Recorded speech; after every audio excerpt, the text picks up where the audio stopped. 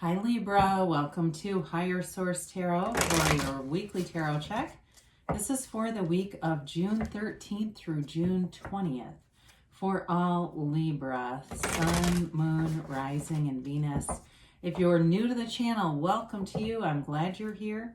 I post new readings every Friday, then again on Monday. So if a reading doesn't resonate, you can check back in a couple of days and watch a new reading, or even look around on the Monday readings because the format is different every week on Mondays. And thanks to everybody for supporting the channel by hitting that like button, watching readings, and of course subscribing. I do appreciate it all. And if you haven't subscribed yet, love to have you join us and become a subscriber. Had a card fall out. Put that over there. Cards are ready. All right, what advice do you have for Libra, Sun, Moon, Rising, and Venus? What does Libra need to know, please? Whoa, there's all kinds of messages popping out here. All right. Okay, let's go ahead then. I'm not one that has a lot of cards coming out, so when that stuff starts to happen, it lets me know. There's a message. All right.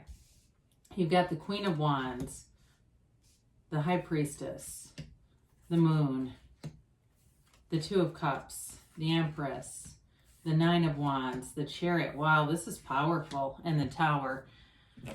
Whew. All right, here. So you've got here three cards that came out in this order, okay? We had the Wheel of Fortune, the Page of Pentacles, and the Ace of Cups came out to join in the narrative here. And there's something important happening. There's going to be a fortunate chain of events unfolding here. It does feel like it brings forward love. It brings forward, for some of you, there's travel here too, if that's what you're looking to do. But there's a commitment. There's definitely a commitment here. And it's beautiful. You know, there's love all around you. So enjoy it. And, you know, sometimes people will say, I hope this happens. Don't hope, because that's like acknowledging it's not here, or it's acknowledging some shred of doubt. Know that it's yours to have. You can have, do, or be anything. There's no shortage in this universe. See, there's billions of people to fall in love with. There's, you know, unlimited money in other physical manifestations available to you. So with the Wheel of Fortune, you may see a lot of synchronicity around you. And it can even be, you know, pay attention, those of you that are getting a new car. Notice how often that car shows up in your awareness. And I've had this myself where I've decided that my next car is going to be that. And all of a sudden, they're all around me. And it's not because I started paying attention to them differently. It's like they just seem to appear. It's really strange. But with this Page of Pentacles also, there is an offer here. And it's like this, you know, being offered very proudly, right? You know, it's like this wonderful, like I said, fortunate turn of events, and it's in your favor. So there's hard-earned prosperity here for sure. Whatever you've done here, or whatever you're doing to set the stage, keep doing it. You're definitely on the right track. And of course, the Ace of Cups, that's a new chapter for you. It's full of love. It's being in bliss. I mean, there's really no downside to this in terms of clarifiers. It's all about releasing resistance and moving forward. So you have here, you've got Taurus here, you've got Cancer, you've got water, and you've got Pisces too. You've got Earth, and you do have a little bit of fire here too. So the Queen of Wands, this is all about taking action. So whatever it is that's you see in your mind's eye with the High Priestess, go for it. You know, if it's a business venture, or starting something new in terms of career, it's all about moving forward. This is the kind of energy where you go in and you nail an interview. There's no, you know, you come in with this very charismatic energy, and they want more of it. They want more of it around them. It's also an energy too, though, where you're inspiring people around you. You're definitely attracting people. It's in a relationship, you've got love and passion here. This is a very sexually charged energy. There's chemistry, there's romantic chemistry along with the love here, and it's moving forward. And so with the High Priestess, this is the card of the psychic. It's the card of knowing, a deep, deep knowing from the soul level. This begins, so in the major arcana, this begins the seat of the soul, the pool of consciousness. It appears here, okay? It appears down here.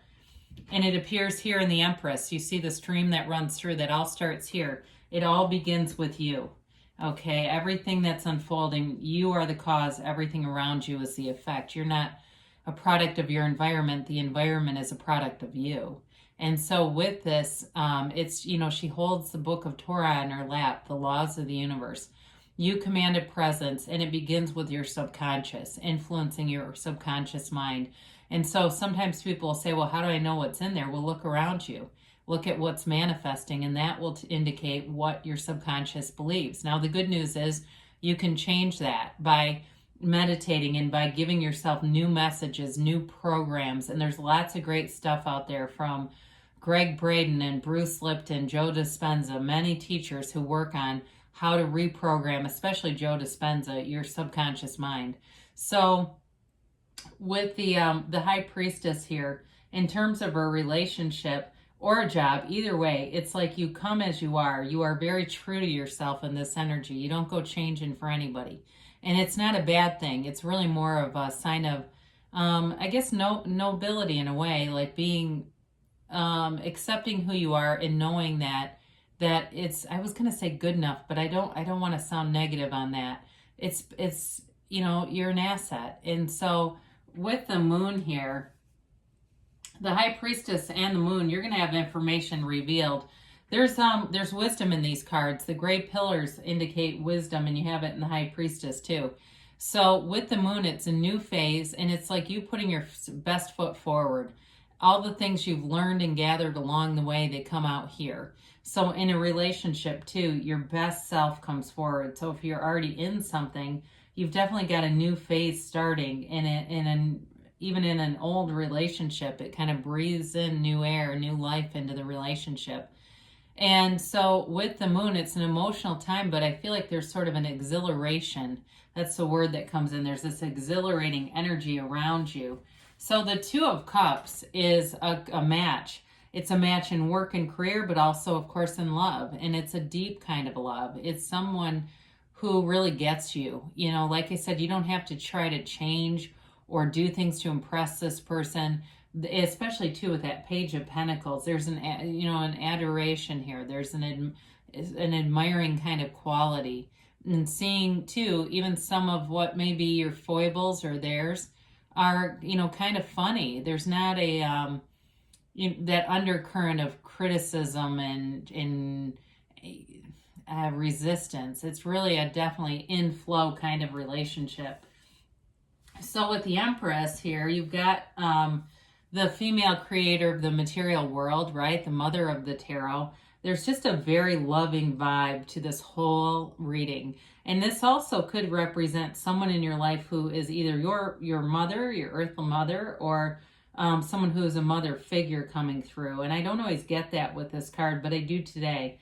So you know what's sort of interesting about this is the High Priestess. I wish the Magician was here, but the High Priestess becomes the Empress impregnated, okay? So it's like the development, right? And she's impregnated by the Magician. So anyway, the High Priestess does represent, though, really getting things materially around you, being creative. And for some of you, it can be fertility as well and having a family, but there's love. There's a really kind of an open-armed, kind of, you know, holding your arms open wide to receive everything, receive the gifts from the universe. So it will be a time for you where there's going to be a lot of social opportunities, and it's fun. There's not a lot of challenge here. You know, you got a little bit maybe with this Nine of Wands, but I feel like this is almost a caution in terms of allowing yourself enough time to rest. Because he's a little bit tired out. He's a little fatigued from doing battle. And so because of the momentum in this reading, that's what I get for that. It's like allowing yourself enough downtime too, so that you're not constantly surrounded by people, not constantly going from this to that to this to that, where it's like the momentum is fun and there's money showing up here. There's new exciting opportunities here, but that can be a little tiring to always be on that level. So be aware of that, because you don't want to dip down into then now you're suddenly exhausted. You can control and manage that just by making sure you get enough time alone, if that's what does it for you, or gym time, or whatever it is that helps you recharge. Because the Chariot shows up, and again, this is law of attraction. It's moving forward. I love the Chariot with the Wheel of Fortune. That is a very powerful momentum. Both very high vibrational cards. You're in alignment with source energy here. And so again, this is a card of using your conscious mind on the subconscious, and that works with the divine.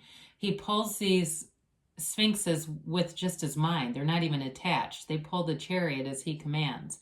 So with this, it's really about seeing what you want in your mind. That relationship, script it, write it down. What qualities do you want if it's not here yet? And feel like it would feel to be in it already.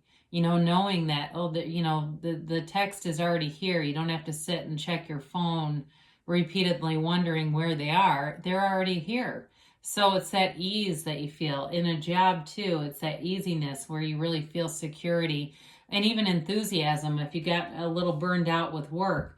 Now, it's interesting that you have the Tower here. Now, this, to me, is for somebody who's not wanting to move forward with this, because this is like let go or be dragged kind of energy. So if there's something about this that doesn't resonate, open your mind to new possibilities.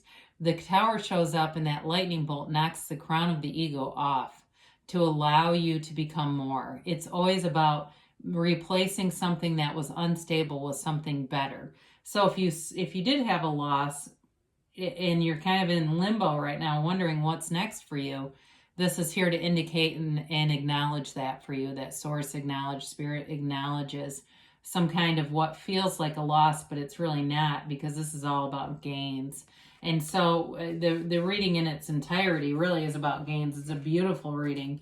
And an exciting time for you with all these major arcana. I mean, you have 6 major arcana here. That's significant. All right, let's see what the angels have to say here for Libra.